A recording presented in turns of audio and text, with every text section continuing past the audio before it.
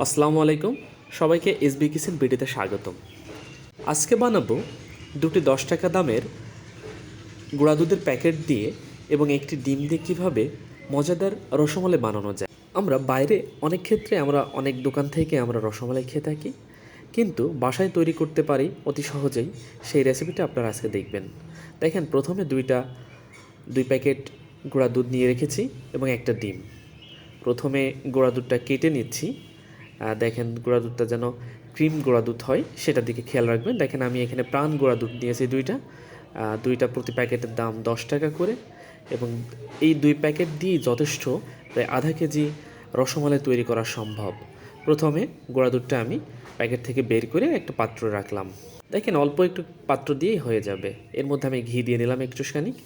ঘি দেওয়ার পরে এটাকে আমি ভালোভাবে মাখানো শুরু করলাম, বেশ মাখালাম। এটা মাখাইতে হবে। এ পর্যায়ে আমি একটা ডিম ভেঙে নিলাম।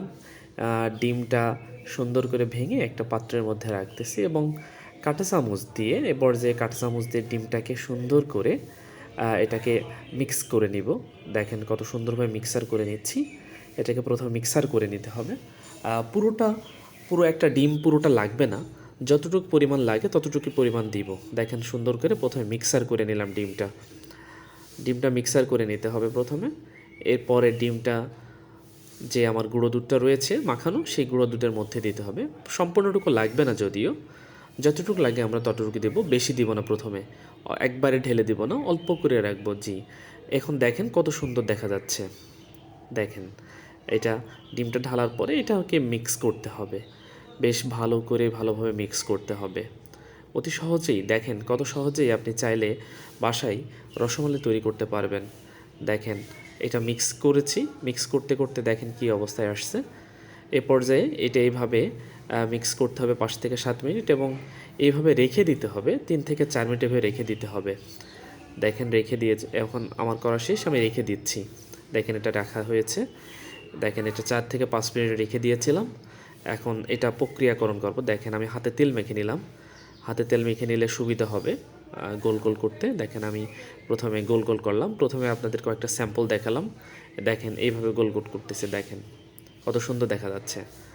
হ্যাঁ, এইভাবে গোল গোল করে প্রত্যেকটা রসমালাইয়ের ইনগ্রেডিয়েন্টস এভাবে গোল করতেছি এবং এটা এইভাবে রেখে দিব। দেখেন, আপনাদের সুবিধার্থে এটা প্রথমে আমি কয়েকটা দেখালাম। এর পরবর্তীতে দেখেন আমি সম্পূর্ণ নিজেই করে নিব। আপনারা কয়েকটা স্যাম্পল দেখলেন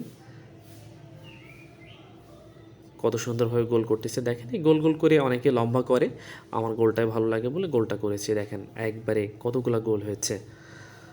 এ পর্যায়ে আমি চুলায় চলে এসেছি, একটা হাঁড়ি নিয়ে নিয়েছি এবং একটু অল্প আঁচ দিয়ে গরম করে নিলাম। এ পর্যায়ে আমি আধা লিটার গরুর দুধ এর মধ্যে দিয়ে দেব। আধা লিটার। আপনারা চাইলে গুঁড়া দুধ দিয়েও করতে পারেন, তবে আমার গুঁড়া দুধ থেকে আমি লিকুইড দুধ দিয়ে করতে আমার বেশ ভালো লাগছে। আমি সেজন্য আধা কেজি দুধ নিয়ে নিলাম। এর মধ্যে আমি দুধটাকে বেশ সুন্দর করে নেড়ে নিচ্ছি বলক ওঠা না পর্যন্ত। দেখেন, দুধে প্রায় বলক উঠে আসছে। এ পর্যায়ে আমি দুধে চিনি দিয়ে দেব। এ পর্যায়ে দুধে আমি আপনাদের মতো, আপনারা চাইলে দুধে পরিমাণ মতো চিনি দিয়ে দেবেন। দেখেন, আমি 1 কাপ চিনি নিয়ে নিলাম। স্বাদ মতো লবণ, আমি লবণটা নিয়ে নিলাম 2 চামচ, কারণ মিষ্টিতে লবণ না হলে মিষ্টিটা খুব সুন্দর আসে না। তো এটা আসার পরে আমি বেশ আমি কয়েকবার নেড়ে দিলাম। এর মধ্যে নাড়া একটু বলক উঠে গেলে আমি এর মধ্যে যেটা করে রেখেছিলাম ওটা দিয়ে দিলাম। দেখেন কত সুন্দর হচ্ছে। দেখেন দেখেন এই পর্যায়ে নেড়ে দিতে হবে, অল্প করে নেড়ে দিতে হবে যেন ভেঙে না যায়, এদিকে খেয়াল রাখতে হবে। এবং ঢাকনা দিয়ে এঁটে দিতে হবে, যেন যেটা বলক ওঠা পর্যন্ত। দেখেন কত সুন্দর ফ্লেভার, একটা কালার চলে এসেছে, একদম অসাধারণ কালার চলে আসতেছে। এ পর্যায়ে আমি নামিয়ে নিব। দেখেন, হয়ে গেছে। এটা এইভাবে জাল দিতে দিতে 5 থেকে 7 মিনিট জাল দিলেই হবে। 5 থেকে 7 মিনিট জাল দিলেই রসমালাইটা সুন্দরভাবে হয়ে যাবে।